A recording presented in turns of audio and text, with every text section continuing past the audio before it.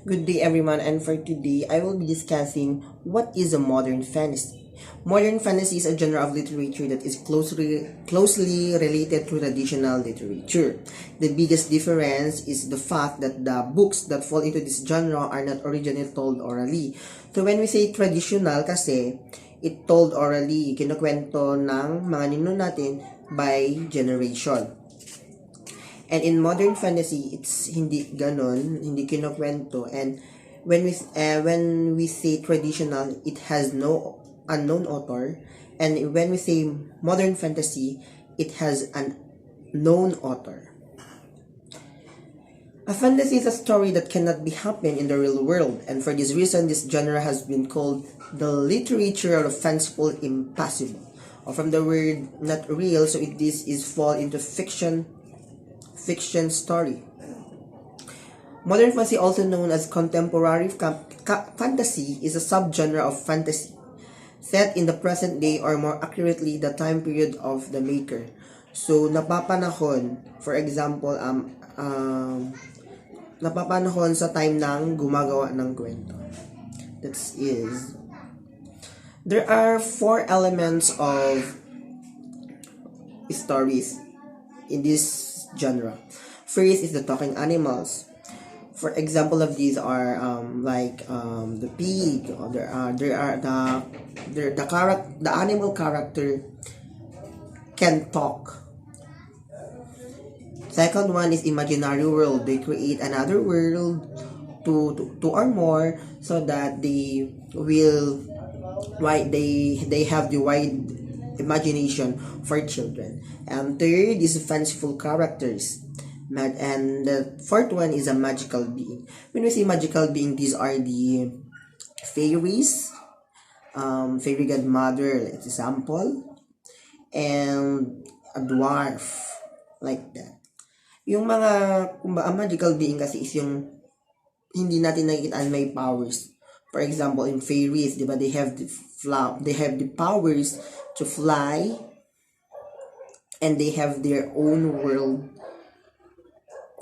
and that's called the other world, or the imaginary world. There are categories of modern fantasy. First, the animal fantasy. Example of these is The Wind in the Willows by Charles Webb.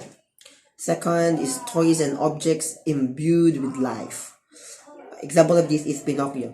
Tiny humans, the borrowers. When the tiny humans, these are the fairies, o papasok na yung fairies.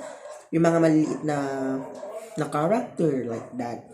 Peculiar characters and situation. Example of these are Mary Poppins. And in imaginary worlds, the Alice Adventure in Wonderland. O diba, when di nag-adventure sa ibang mundo. So, there are called the second world. And I will be discussing that on the 6th motif of modern fantasy. Next is magical powers, or the chocolate touch. On this, yung may kapangyarihan character. Of course, since this is a fictional, then they use powers so that it make the story more colorful, so that they can catch the attention of the readers, especially the children. Next is supernatural tales. Wait till Helen comes, a ghost story. That's another example.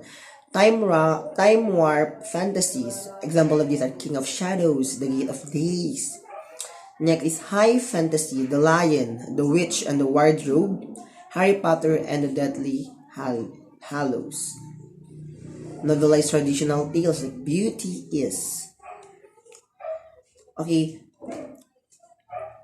what are the difference of traditional and modern fantasy? When you see traditional, as I said a while back, it has no known author and originally told orally. While in modern fantasy, we have the author, we have known author, the one who write the story, and not told orally.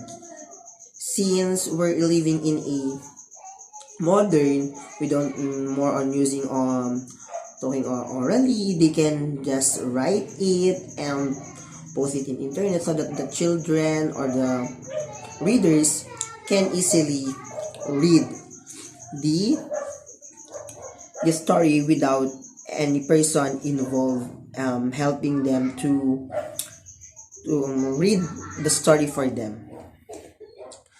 We have now next, let's move on the 6 basic fantasy motifs. First is the magical. In magical, fantasy literature is the most basic elements, often part of the setting explaining otherwise. So in magical, as I said a while back, there has their powers. The character has powers. For example, if you already, I know some of you watch the Encantadia. You can, as you can see there are, they use the sangre, called sangre, or the fairies have the power. They have each kind of power. Next is other worlds or secondary worlds. In this example, they have the other world.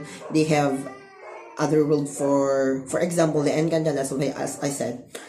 Diba yung Encantada kasi meron siyang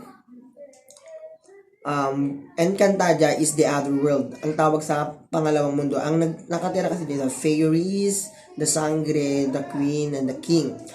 A queen, yes. And we have, and the other, then the second, and the main world, which is the earth, mundo ng mga tao, mga ganun ba. So, let me read the definition. A special geography of universe is established, a place wherein magic may freely operate. O, yun na, they can use powers, they can use powers in the second world, Okay, thus entire tale may be set in an imaginary place. The characters are taken from a primary world to a secondary world through some types of portal. Oh, diba? There are, they use portal in Encantadia. They use portal to travel to the earth. And they have the portal also as vice versa. They have the portal going to the world of Encantadia. Next one is good versus evil. Modern fantasy have a strong mythological base. The basic theme gives rise to the conflict in the story. How do good evil manifest each other for a character?